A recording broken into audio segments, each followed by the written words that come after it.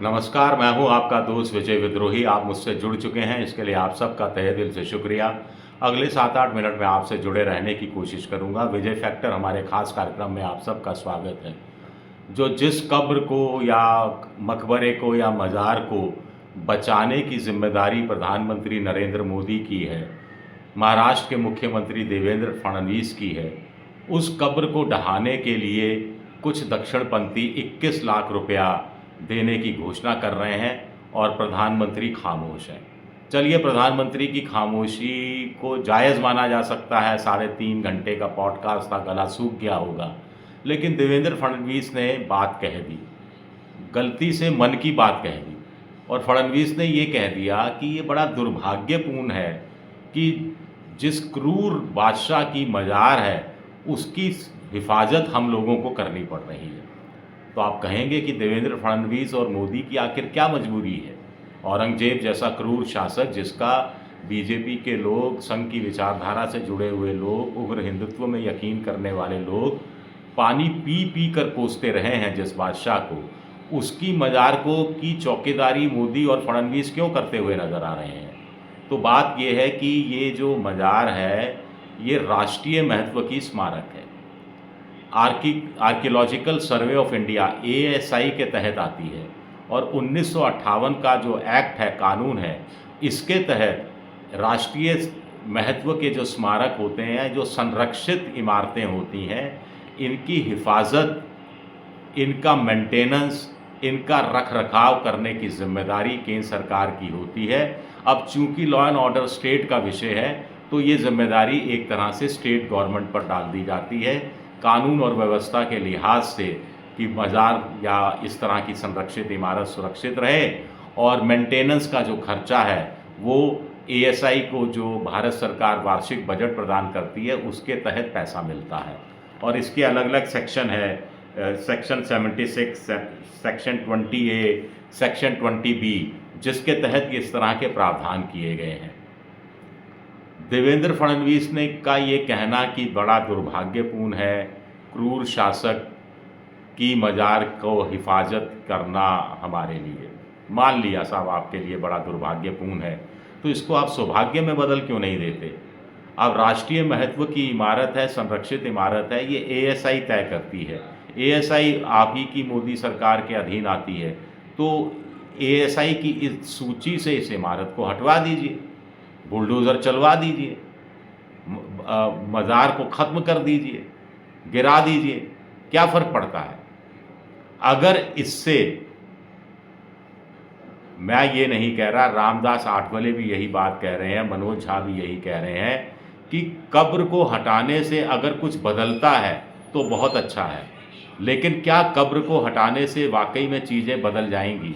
एक सवाल ये उठता है। फिर इसके साथ जुड़ा हुआ दूसरा सवाल है कि जो रामदास आठवले कह रहे हैं कि 1992 की, पहले मैं बता दूं रामदास आठवले कौन है। मोदी सरकार में मंत्री हैं, प्रधानमंत्री नरेंद्र मोदी की NDA की सरकार में बाकायदा मंत्री हैं, और वो ये बात कह रहे हैं कि 1992 जैसे हालात पैदा किए क्यों जा रहे हैं। कुल मिलाकर हमें ये भी देखना चाहिए कि उत्तर प्रदेश के जो एक मथुरा से जुड़े हुए संघर्ष समिति के जो हिंदूवादी नेता हैं, उन्होंने ये 21 लाख रुपए देने की बात कही है कि जो मज़ार को ज़मींदोज़ कर देगा उसको 21 लाख रुपया दिया जाएगा।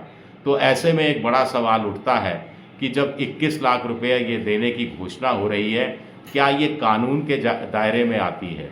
अगर कानून के दायरे में नहीं आती और एक राष्ट्रीय स्तर की इमारत को गिराने की बात जो 1958 का एक्ट है उसके खिलाफ जाती है, तो योगी सरकार क्या कार्रवाई कर रही है? ये भी एक सवाल उठता है। आगे अब एक और सवाल उठता है, औरंगज़ेब की मौत तो 1707 में हो गई थी, और तब ये स्मारक बनाने में जो कब्र थी, वो छोटी सी कब्र हुआ करती थी जिस पर तुलसी के पौधे लगाने की बात कही थी। ये औरंगज़ेब ने कहा था कि उनकी कब्र पर तुलसी के पौधे लगाए जाएं। 14 रुपये 12 आने इसका खर्चा आया था, और ये खर्चा भी सरकारी खजाने से नहीं गया था। ये खर्चा भी औरंगज़ेब ने अपने ज़िंदा रहते हुए 14 रुपये 12 आने अपनी कब्र के लिए अलग रख रखे थे। औरंगजेब ने टोपियां सिल कर ये कमाई की थी। टोपियां सिलते थे, वो बेचते थे। आप कहेंगे एक बादशाह टोपियां सिलता था? ना केवल टोपियां सिलता था एक बादशाह, बल्कि कुरान शरीफ की नकल भी करता था, उसकी एक कॉपी भी बनाता था, वो कॉपियां बेचता था और उससे पैसा कमाता था। सरकारी खजाने से पैसा नहीं लिया करता था। ये बात भी औरंगज़ेब के समय का जो इतिहास लिखा गया उसमें ये बाकायदा दर्ज है। अब औरंगज़ेब की कब्र को लेकर पहली बार ये विवाद खड़ा नहीं हुआ है। 1980 के दशक में बाल ठाकरे ने सबसे पहले इस मुद्दे को उठाया था और अपनी जो मराठी अस्मिता की बात कही थी। औरंगज़ेब बनाम शिवाजी महाराज, ये संघर्ष चलता रहा इतिहास के अंदर और शिवाजी की लीगेसी को बाल ठाकरे आगे ले जाने की कोशिश करते रहे।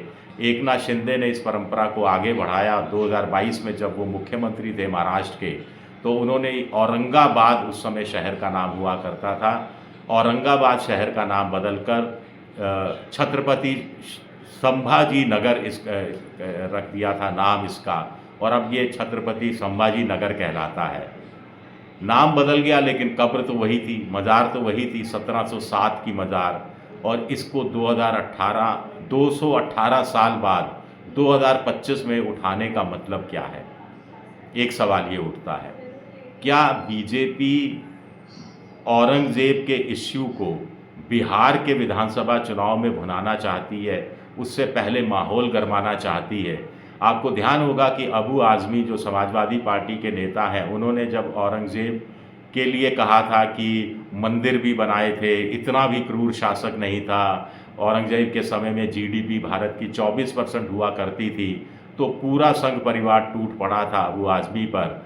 और योगी आदित्यनाथ यूपी के मुख्यमंत्री ने तो साफ तौर पर कहा था कि उसको इधर भेज दो, यहाँ हम ठीक कर देंगे, यूपी में ठीक कर देंगे।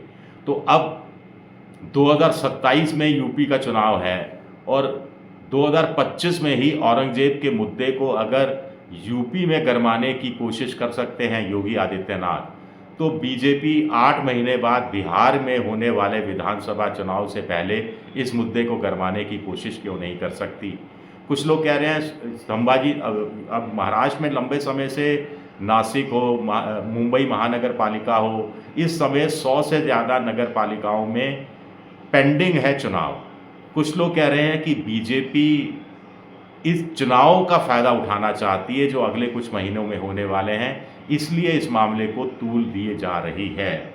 ये बात भी कही जा रही है। तो एक तीर से कई निशाने करने की कोशिश संघ परिवार करता हुआ नज़र आ रहा है। और मुझे निदा फाजली का एक शेर याद आ रहा है, घर से दूर है मस्जिद चलो यूं कर लें, घर से दूर है मस्जिद चलो यूं कर लें, किसी रोते हुए बच्चे को हंसाया जाए। शुक्रिया मेरा ये वीडियो देखने के लिए। पसंद आए तो लाइक कीजिए, सब्सक्राइब कीजिए, शेयर कीजिए। आप मेंबरशिप ड्राइव में जा सकते हैं, मेरी मदद की भी कोशिश कर सकते हैं। शुक्रिया, बहुत बहुत शुक्रिया।